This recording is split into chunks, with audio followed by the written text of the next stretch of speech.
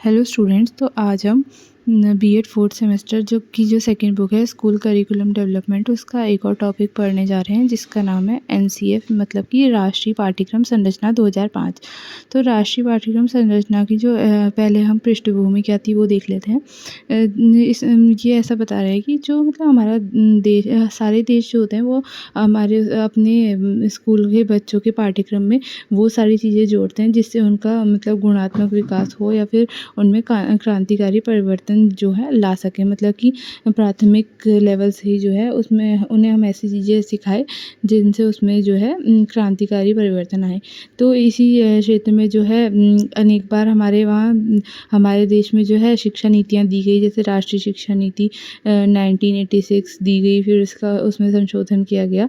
तो जो प्रथम बार जो राष्ट्रीय शिक्षा नीति 1986 में दी गई, उसमें एक प्रतिवेदन दिया गया था। इस प्रतिवेदन में जो है राष्ट्रीय पाठ्यक्रम संरचना की आवश्यकता एवं महत्व को विशेष रूप से प्रदर्शित किया गया था। इस सुझाव के परिणाम स्वरूप सन 1988 में जो है राष्ट्रीय पाठ्यक्रम की संरचना प्रस्तुत की गई, जिसमें स्कूलों के पाठ्यक्रम की चर्चा विशेष रूप से की गई। एनसीईआरटी के अथक प्रयासों के परिणाम स्वरूप राष्ट्रीय पाठ्यक्रम की संरचना का परिमार्जित एवं गुणात्मक स्वरूप सन 2000 में प्रस्तुत किया गया। इसे राष्ट्रीय पाठ्यक्रम संरचना 2000 के नाम से भी जाना जाता है।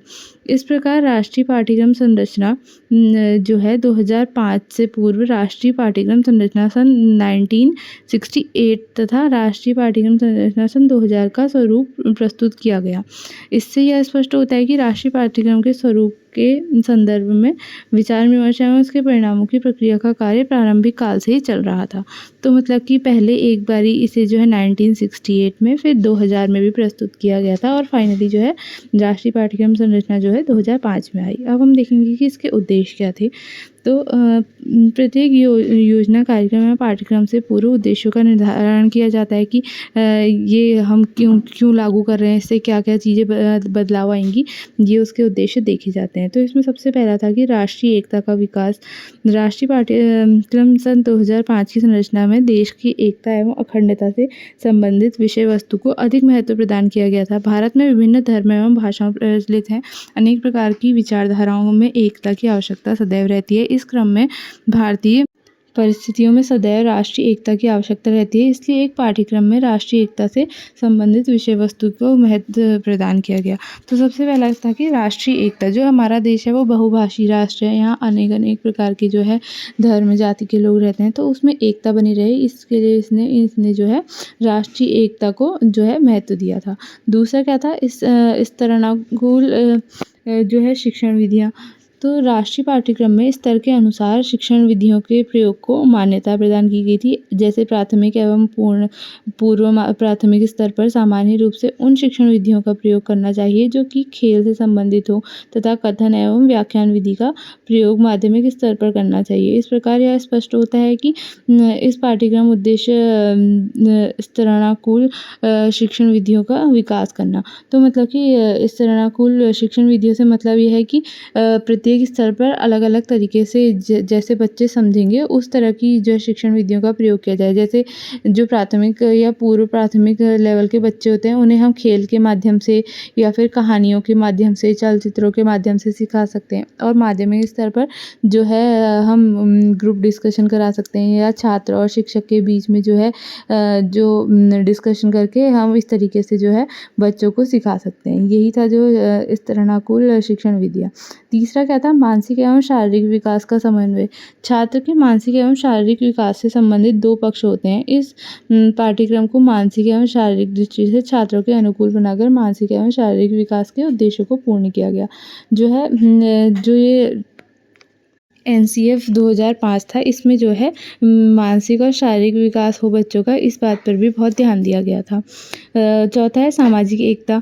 सामाजिक एकता का आशय उस व्यवस्था के विकास से है जो प्रत्येक व्यक्ति अपने अधिकार, कर्तव्य एवं स्वस्थ सामाजिक परंपराओं का पालन एवं संरक्षण करता है। पाठ्यक्रम के माध्यम से छात्र में प्रारंभ से ही दहेज प्रथा के दुष्परिणामों का ज्ञान कराने से छात्र दहेज प्रथा को अस्वीकार कर देगा और तथा समाज में एक रूपता स्थापित हो जाएगी। पाठ्यक्रम में इस प्रकार की विषय वस्तुओं को समाहित कर राष्ट्रीय पाठ्यक्रम की संरचना ने सामाजिक एकता के विकास की दृष्टि में महत्वपूर्ण कार्य किया। तो सामाजिक एकता का मतलब कि समाज में जो है जो कुरीतियाँ हैं और ये सब चीज़ें हैं, इनके बारे में जो बच्चों को प्राथमिक लेवल से ही इस तरीके से समझा दिया जाए कि बाद में वो है उसके दिमाग में ये सब फिट हो जाए कि ये सारी चीज़ें गलत हैं और ये सारी चीज़ें सही हैं। जैसे इसमें एक दहेज प्रथा का उदाहरण दिया गया है कि दहेज प्रथा के लिए अगर हम उसे पहले से ही बताएँगे कि ये दहेज प्रथा गलत है, तो वो प्राथमिक लेवल से ही इसको सीखे रहेगा और जब जिस टाइम पे उसकी बारी आएगी तो वो ये दूसरों को भी समझा सकेगा कि जो है दहेज प्रथा एक कुरीति है और हमें इसे नहीं करना चाहिए। इस तरीके की अनेक जो है सामाजिक परंपराओं का किस चीज़ का पालन करना चाहिए और किसका बहिष्कार, ये समझाने पे उसने बल दिया था। 5वां है राष्ट्रीय विकास। तो इसने ये बताया कि जो राष्ट्रीय विकास होता है वो तभी संभव होता है जब पाठ्यक्रम और शिक्षा व्यवस्था में एकरूपता हो, मतलब कि दोनों एक ही एम की ओर को जो है बढ़ने का प्रयास करते हैं।